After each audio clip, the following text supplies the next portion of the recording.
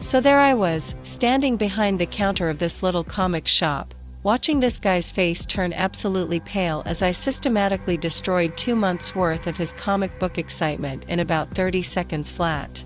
And honestly, I'd do it again. Hey everyone, welcome back to my channel.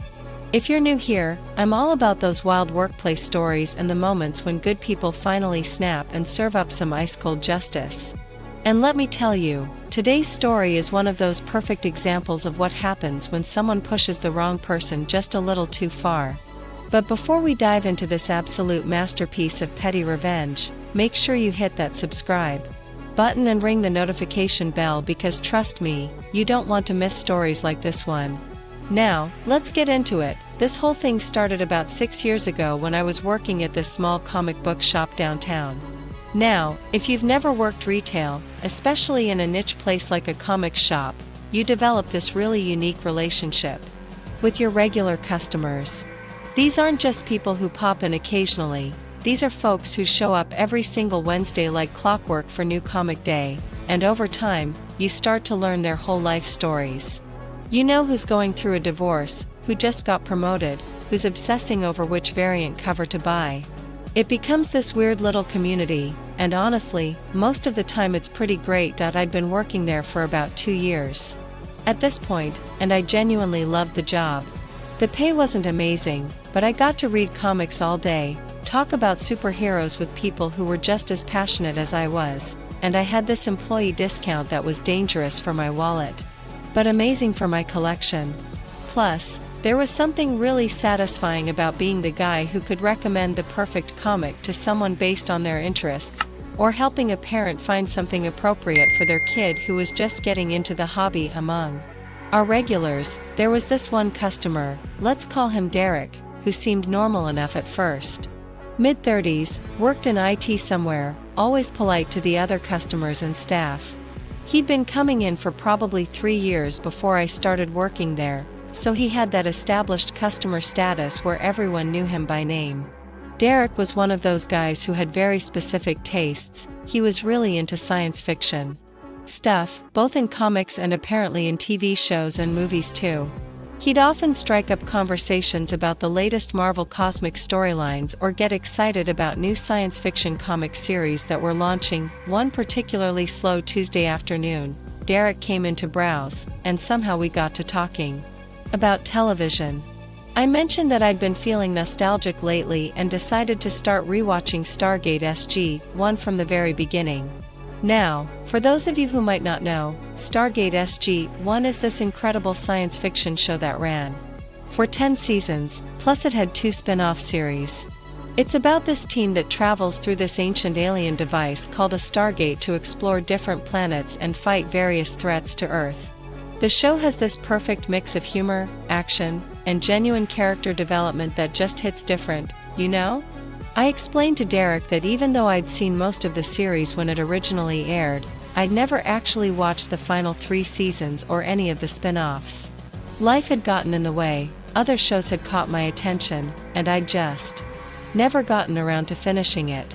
But now I was really excited to experience those final seasons and see how everything wrapped up, especially since I'd heard they were some of the best episodes of the entire series. Derek's face lit up when I mentioned Stargate.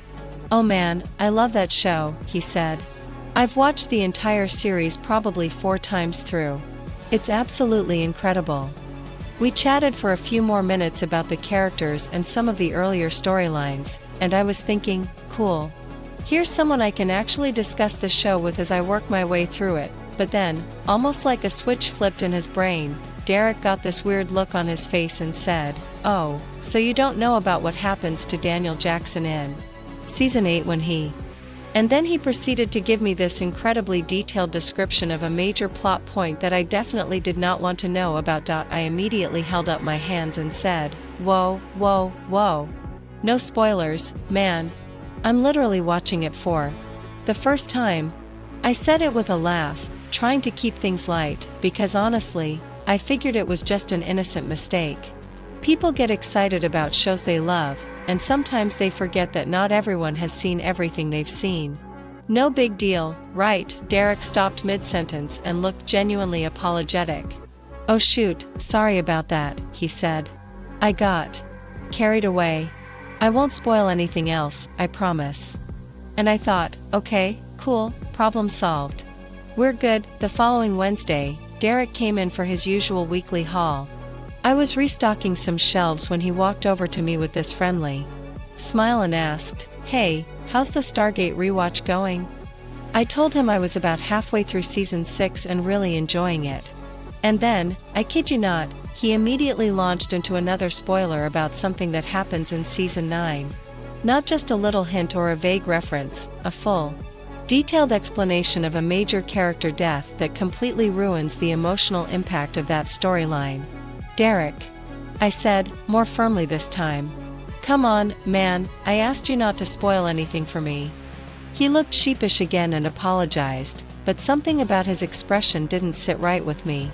There was this tiny smirk that flickered across his face for just a second, like he was trying not to laugh.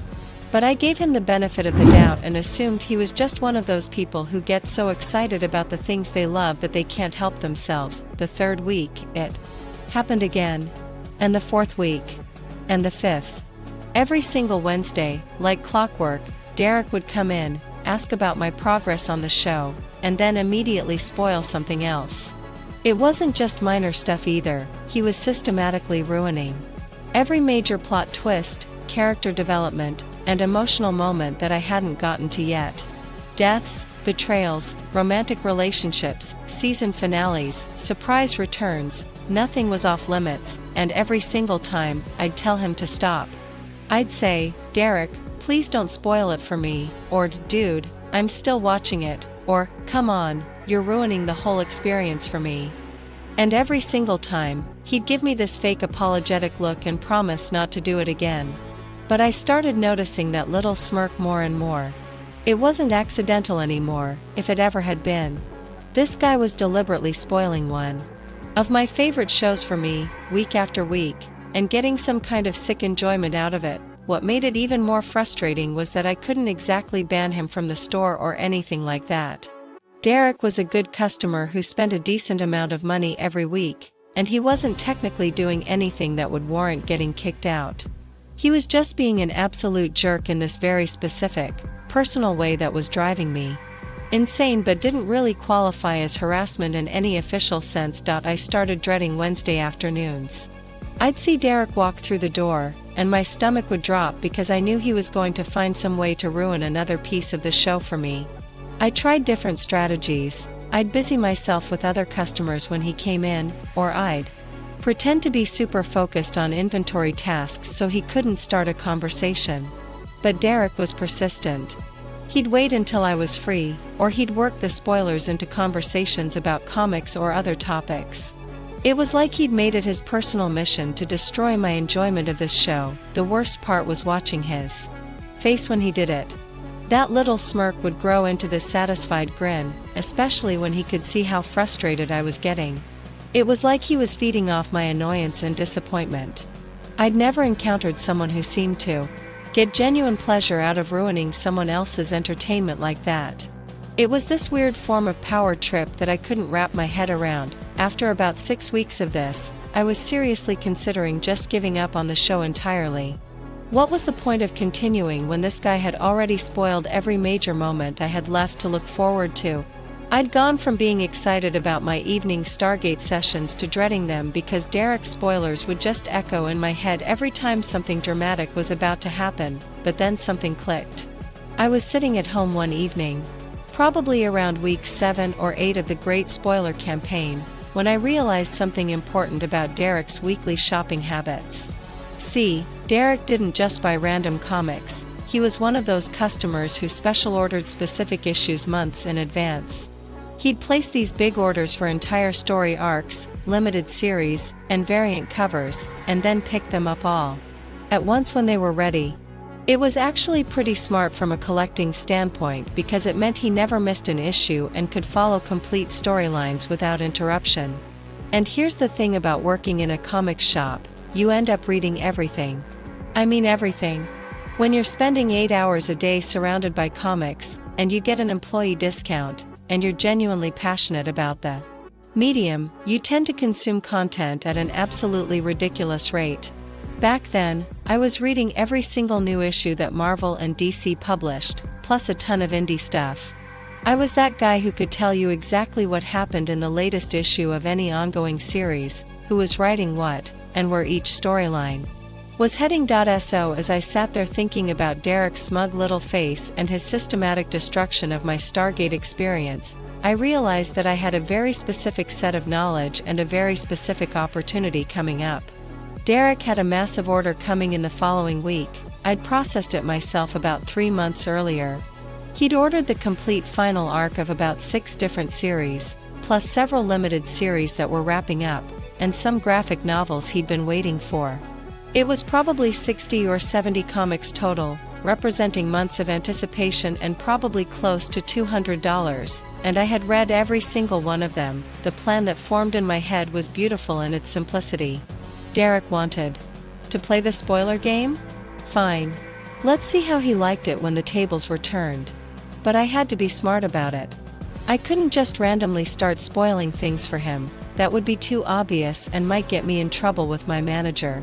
No, I needed to wait for the perfect moment when it would seem natural and justified. That moment came the following Wednesday, right on schedule.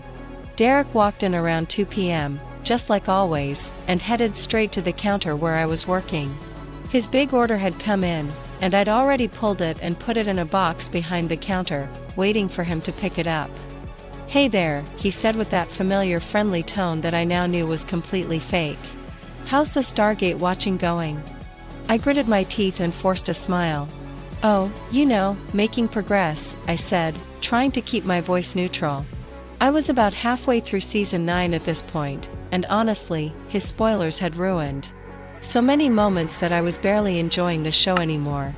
"That's great," Derek said, and I could already see that look forming on his face. "I bet you're getting to some really good stuff now. Like that episode where..."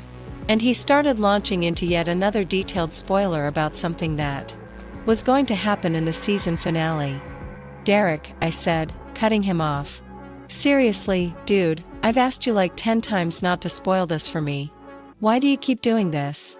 He shrugged and gave me that infuriating smirk. "Sorry, I just get excited about the show. I'll try to remember next time." "Right," I said. "Well, anyway, your order came in. Let me grab that for you." I pulled out his box and started scanning the comics into our system. Derek was practically bouncing with excitement as he saw all the issues he'd been waiting for. He started talking about how long he'd been anticipating some of these storylines, and how he'd been avoiding spoilers online for months to keep the experience fresh. The irony was so thick you could cut it with a knife. I finished scanning everything and hit the total button. "All right, that'll be $187.50, I said. Derek handed me his credit card, and I processed the payment. The receipt printed out, and I handed it to him with a smile. "Thanks for your business," I said. "Oh, and before I bag these up for you, I just want to make sure you're prepared for what you're about to read." Derek looked confused. "What do you mean?" And that's when I started fanning out his comics across the counter, cover side up, like I was dealing a deck of cards. Derek's eyes widened as he saw his entire haul spread out in front of him. "Well," I said, my voice taking on this conversational tone, "since you're always so excited to share spoilers about the things I'm enjoying, I thought I'd return the favor." I picked up the first comic, a Spider-Man issue he'd been waiting 3 months for. See, in this one, it turns out that the Green Goblin isn't actually dead like everyone thought. He's been manipulating events from behind the scenes, and in this issue, he kills off Aunt May. Pretty brutal stuff. Derek's face went pale. "Wait, what?" "No, don't, but I was just getting started." I moved to the next comic, a Batman issue that was the finale of a 6-part storyline. "Oh, and this one? This is where they reveal that the mysterious new villain who's been terrorizing Gotham is actually Jason Todd, the second Robin who everyone thought was dead. Wild twist, right? Oh, and Commissioner Gordon gets paralyzed in this issue too." "Stop," Derek said, his voice getting higher. "Please don't do this." I looked up at him with the same fake apologetic expression he'd been giving me for 2 months. "Oh, sorry, I just get excited about comics. I'll try to remember next time." I moved to the next issue. Now this X-Men comic is really something special. This is where they kill off Cyclops and Jean Grey gets possessed by the Phoenix again. And then in the next issue, I picked up another comic. Wolverine loses his healing factor and gets his claws ripped out by Magneto. Derek was starting to look genuinely distressed. His hands were shaking slightly, and he kept reaching toward the comics like he wanted to cover them up or grab them away from me. "Look, I get it, okay? I'm sorry about the Stargate thing. Can you please just stop?" "Stop?" I said, picking up a massive graphic novel he'd special ordered. "But we're just getting to the good stuff. This is the one where they reveal that the Joker is actually Batman's brother, and he's been orchestrating every major villain's origin story for the past 20 years. And then I grabbed another comic. In this issue of The Walking Dead, they kill off Rick Grimes and reveal that the whole zombie apocalypse was actually a government experiment gone wrong. I was on a roll now, and honestly, it felt incredible. For 2 months, I'd had to stand there and smile politely while this guy systematically destroyed something I cared about. Now I was watching him experience exactly what he'd been putting me through, and the look on his face was absolutely priceless. Derek was practically hyperventilating at this point. "Please," he said, "I spent months avoiding spoilers for these. I'll never mention Stargate again, I promise. Just please stop." I paused for a moment, looking at his genuinely distressed face, and I'll admit, I felt a tiny pang of guilt. But then I remembered all those Wednesday afternoons, all those smirks, all those times he'd promised to stop and then immediately done it again the next week. I picked up another comic. "You know what's really crazy?" I said, holding up a limited series finale. This is where they reveal that the superhero everyone's been rooting for is actually the villain, and he's been manipulating all the other heroes into doing his dirty work. And then in the final panel, they show that he's been working for an even bigger bad guy who's been playing chess with the entire universe. I continued systematically spoiling every single comic in his order. 2 months worth of anticipation, gone in about 3 minutes. Story arcs he'd been following for years, ruined. Surprise twists he'd been carefully avoiding online, revealed. Character deaths, plot reveals, secret identities, romantic developments, epic battles. Nothing was sacred. With each spoiler, Derek looked more and more defeated. His shoulders sagged, his face went from pale to almost gray, and he stopped trying to interrupt me. He just stood there, watching me destroy months of his entertainment with the same methodical persistence he'd used to ruin my show. When I finally finished with the last comic, I looked up at Derek with a bright smile. "Well, that was fun. I hope you enjoy reading all of these, even though you already know exactly what happens in every single one." I started gathering up the comics and putting them in bags. You know, it's funny how much less exciting something is when someone spoils all the surprises for you, isn't it? Derek just stared at me for a long moment. I could see the wheels turning in his head as he processed what had just happened. Finally, he spoke, his voice barely above a whisper. That was really mean." I handed him his bags of comics, my expression remaining perfectly pleasant. "Oh, I'm sorry," I said, using the exact same tone he'd been using with me for 2 months. "I just get excited about comics. I'll try to remember next time." Derek took his bags without another word and walked out of the store. I watched him go, and I felt this incredible sense of satisfaction wash over me. Not just because I'd gotten revenge, but because I'd done it in a way that was perfectly proportionate to what he'd been doing to me. He'd spent 2 months systematically ruining my entertainment, and I'd spent 3 minutes doing the same thing to him. The beautiful thing was that Derek couldn't even complain about it. What was he going to say? This employee spoiled my comics after I spent 2 months deliberately spoiling his TV show? He'd essentially created the precedent that spoiling someone's entertainment was acceptable behavior, and I'd simply followed his lead. Derek came back to the store the following week, just like always, but something had fundamentally changed. He didn't seek me out for conversation. He didn't ask about my Stargate progress. He made his purchases quietly and efficiently, avoiding eye contact and keeping our interactions strictly professional. It was like he'd finally understood that actions have consequences, and that treating someone poorly might result in them treating you poorly in return. I, meanwhile, was finally able to enjoy the rest of Stargate SG-1 in peace. Without Derek's constant spoilers, I could actually experience the surprises and emotional moments the way they were meant to be experienced. The Season 9 finale hit me like a truck because I didn't know it was coming. The spin-off series were genuinely exciting because I had no idea what to expect. It was like rediscovering why I'd loved the show in the first place. Over the following months, Derek continued to be a regular customer, but our relationship remained strictly professional. He'd nod politely when he came in, make his purchases, and leave. No more friendly chats about science fiction, no more excited discussions about comic storylines, and definitely no more spoilers.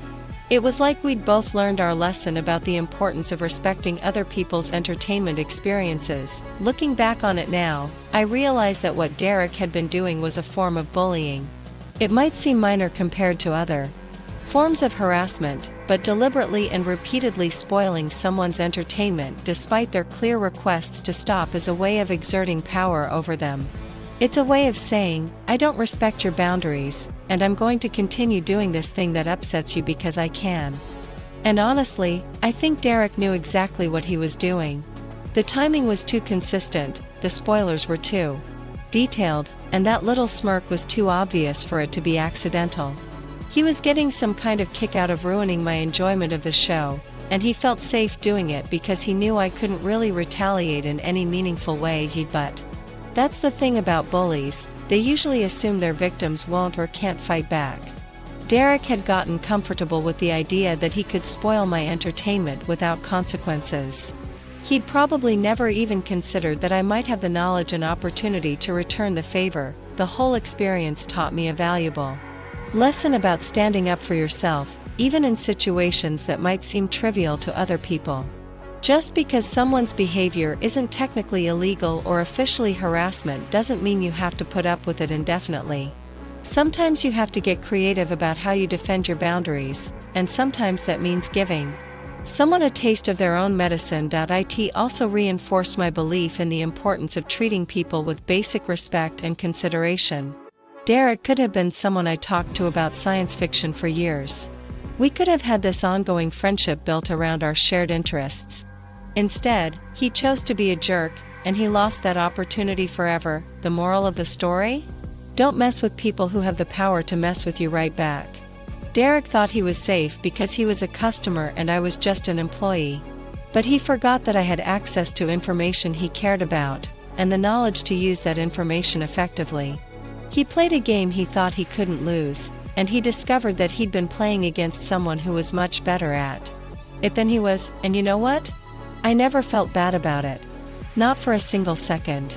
Derek had 2 months to stop what he was doing. He had multiple warnings, multiple opportunities to change his behavior, and multiple chances to show basic human decency. He chose to ignore all of them. What happened to him was entirely self-inflicted. The best part is that he couldn't even be mad about it without being a complete hypocrite. He'd established the rules of engagement, and I'd simply played by them. If he thought what I did was mean or unfair, then he should have considered that before spending 2 months doing the exact same thing to me. So there you have it, folks. Sometimes the best revenge is simply giving someone exactly what they've been giving you. Derek wanted to play the spoiler game, and I showed him what it felt like to be on the receiving end. He learned his lesson, I got my revenge, and justice was served in the most poetic way possible. What do you think? Was I justified in spoiling Derek's comics, or should I have just continued taking the high road? Have you ever dealt with someone who wouldn't respect your boundaries until you made them face consequences? Let me know in the comments below. I love hearing about other people's experiences with workplace justice and creative revenge, and if you enjoyed this story of perfectly executed petty revenge, make sure to hit that like button and subscribe for more tales of workplace drama and the moments when good people finally snap. I've got tons more stories where this came from, and trust me, you won't want to miss them. Until next time, remember, treat people the way you want to be treated. Because you never know when they might have the power to return the favor.